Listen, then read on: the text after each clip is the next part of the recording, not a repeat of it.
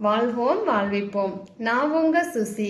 வாழ்க்கையை வடிவமைப்போம் நிகழ்ச்சிக்கு உங்களை அன்புடன் வரவேற்கிறேன். கபடமற்றவன். வாழ்க்கையில் ஒருவனை பற்றிய தெளிவு அவனுடைய நடை உடை பாவனையில் தெரிந்துவிடும். ஒருவன் வாழும் வாழ்க்கை முறையில் அவன் நல்லவனா கெட்டவனா என்பது தெரிந்துவிடும். நாம் நம் வாழ்க்கையில் கபடமற்று உண்மையாகவும் இயல்பாகவும் வாழ்ந்தால் வாழ்வில் உயர்வினை அடையலாம் என்று இறைவன் ஞானவெளி மேய்பிரான் ஞானசித்தர் அவர்கள் கூறும் கருத்தினை அனைவரும் இணைந்து கேட்போம். வாருங்கள். வாழ்வோம் வாழ்விப்போம். வாழ்வோம் வாழ்விப்போம். அன்பிற்குரியவர்களே, வாழ்க்கையில் ஒருவனை பற்றிய தெளிவு அவனுடைய நடை உடை பாவனையில் தெரியும். இவன் நல்லவனா கெட்டவனா என்பதை அவன் நடக்கின்ற நடை என்றால் கால்நடை அல்ல, அவனுடைய வாழ்க்கை பாதை, அந்த வாழ்வியலை அவன் எப்படி நடத்துகின்றான் என்பதை பற்றி பார்க்கிறது. அந்த வாழ்வியலை உற்று பார்க்க கற்றுவிட்டோம் என்றால் ஒருவனை பற்றிய தெளிவு நமக்கு முழுமையாக தெரியவில்லை என்றால் கூட நாம் நம்மளை பாதுகாத்துக் கொள்ளும் அளவிற்காகவும் தெரியும். எனவே ஒருவனை பற்றிய தெளிவில் நீங்க இறங்குகின்ற பொழுது முதலில் அவனை பற்றி என்ன கவனிக்க வேண்டும் என்றால், ஒருவன் அஞ்சுகிறானா, பயப்படுகிறானா, கலங்குகின்றானா, வெட்கப்படுகின்றானா, நாணப்படுகின்றானா, இதையெல்லாம் பார்க்க வேண்டும். நிதானத்தை தவிர, தன் இயல்பை தவிர ஒருவன் மாறிவிட்டான் என்றால் அவன் எங்கோ தன்னை இழந்து விட்டான் என்று அர்த்தம்.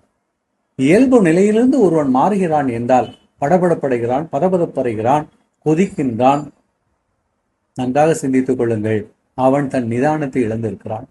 நிதானத்தை இழக்க வேண்டும் என்றால் நிச்சயமாக அங்கே அவன் தாக்கப்பட்டிருக்க வேண்டும், அல்லது எதனிடமோ அடிமைப்பட்டிருக்க வேண்டும், அறிவை இழந்திருக்க வேண்டும்.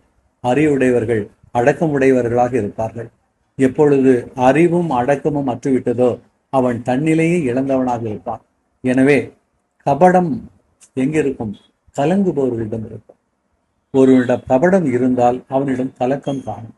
எனவே ஒருவன் கலவரமாக இருக்கிறான், பேசுகின்ற பொழுது அவனால் பேச முடியவில்லை, ஒன்றை சிந்திக்கின்ற பொழுது முழுமையாக சிந்திக்க முடியவில்லை, நம்முடன் இருக்கின்ற பொழுது நம்மளோடு அவன் இணைந்து வாழ முடியவில்லை என்றால் ஏதோ ஒன்று அவனை பற்றி பிடித்துக் கொண்டிருக்கிறது. ஊர்ல எல்லாம் சொல்லுவாங்க சாதாரணமா, அவனை பேய் பிடிச்சிட்டு அவன் எங்கேயோ மாட்டிக்கிட்டான். இவையெல்லாம் அந்த ஊர் வார்த்தைகளா இருக்கலாம், நாட்டுப்புற வழக்குகளாக இருக்கலாம். ஆனால் அறிவுபூர்வமாக பார்க்கின்ற பொழுது அவன் கலக்கத்திற்கு காரணம் கபடம். ஏனென்றால் உங்களிடம் எப்படி பேசுவது, எப்படி மறைப்பது என்கின்ற சிந்தனை வரும்போதே கலவரம் வந்துவிடும், அவன் கண் காட்டிவிடும். எனவே ஒன்றை ஒருவன் மறைக்கின்றான், மாற்றி பேசுகின்றான் என்றால் அவன் கலவரத்தில் இருக்கிறான். அந்த கலவரம்தான் அவனை கபட நிலையில் நடிக்க வைக்கும், வேஷம் போட வைக்கும், உங்களை விட்டு அவனை தூர விலக்கும், துரோகிகளாகவே மாட்ட வைக்கும். நண்பர்கள் எல்லாம் துரோகிகளாகிற இடம் கபடத்தில் தான். எனவே தயவு செய்து வேடமிடாதீர்கள், கபடம் இடாதீர்கள், அடுத்தவர்கள் மீது சந்தேகப்படாதீர்கள், உண்மையும் இயல்புமாய் வாழுங்கள், நிச்சயமாக உயர்வீர்கள் என்று சொல்லி இதை முடிக்கின்றேன். வாழ்வோம் வாழ்வோம்.